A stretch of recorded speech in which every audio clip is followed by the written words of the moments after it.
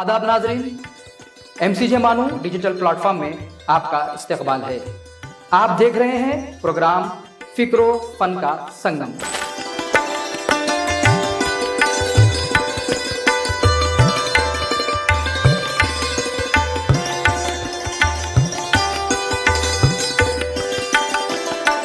सन 1942 अहमदनगर का किला, ऊंची दीवारें, खामोश राहदारियां और एक कमरा जहां एक शख्स तन्हा बैठा है।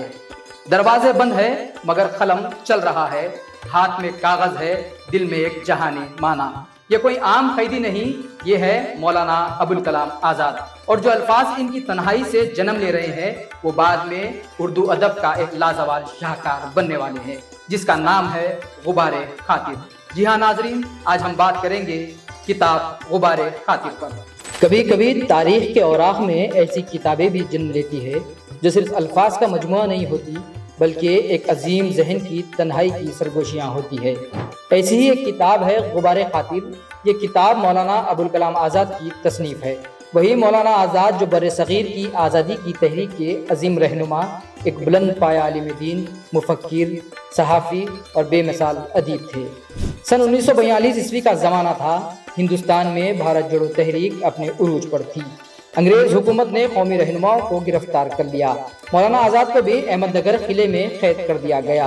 कैद की दीवारें ऊंची थी, दरवाजे बंद थे, मगर एक चीज़ आज़ाद थी, इनका फ़िक्र कलम। इसी तन्हाई में इन्होंने अपने एक करीबी दोस्त मौलाना हबीबुर रहमान खान शरवानी के नाम खतूत लिखने शुरू किए। ये खतूत कभी भेजे नहीं जा सके, मगर बाद में यही तहरीर गुबारे खातिर के नाम से शाया हुई। इस किताब में तकरीबन 24 खतूत शामिल है, जो कोई आम खतूत नहीं है। ये दरअसल एक मुफक्किर के जहन की गहराइयों का सफ़र है। गुबारे खातिर नाम ही अपने अंदर एक कैफियत रखता है, यानी दिल की गर्द, दिल के ख्यालात, वो बातें जो इंसान तन्हाई में खुद से करता है। मौलाना आज़ाद ने इन खतूतों में मजहब, फ़लसफ़ा, इंसानियत, अखलाकियत, मौसीकी, फितरत, परिंदों, सुबह की खामोशी और यहाँ तक के चाय जैसे मौजू पर भी ऐसा दिलनशी अंदाज अपनाया है कि क़ारी मशहूर हो जाता है।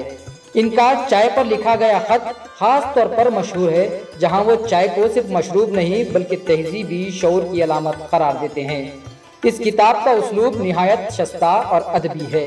उर्दू ज़बान की चाशनी, अरबी और फ़ारसी अशआर का इम्तिज़ाज और फ़िक्री गहराई, ये सब मिलकर गुबारे खातिर को उर्दू नस्ल का शाहकार बना देते हैं।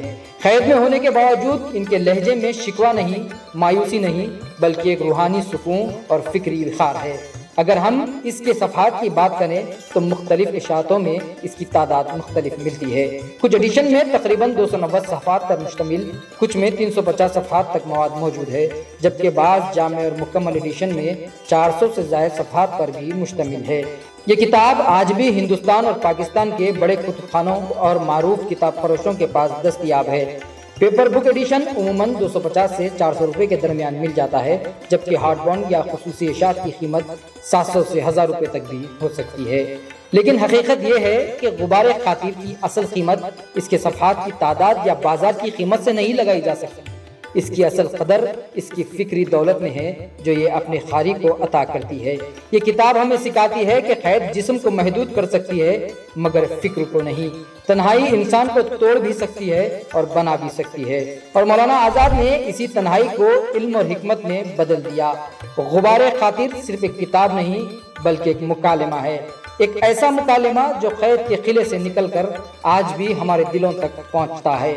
अगर आप उर्दू नस्र का हुस्न देखना चाहते हैं, अगर आप एक अजीम मुफक्किर के जहन में झांकना चाहते हैं, अगर आप ये जानना चाहते हैं कि तन्हाई में एक साहिब इल्म किस तरह सोचता है, तो गुबारे खातिर ज़रूर पढ़िए।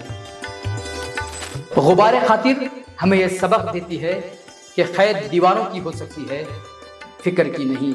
जब एक साहिब इल्म तन्हा होता है तो वो शिकवा नहीं करता, वो कलम उठाता है और अपनी तन्हाई को इल्म में ढाल देता है।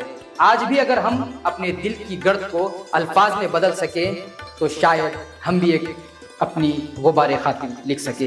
किताबें सिर्फ पढ़ी नहीं जाती, वो हमें पढ़ती भी है, और गुबारे खातिर आज भी अपने क़ारी से मुकालमा कर रही है।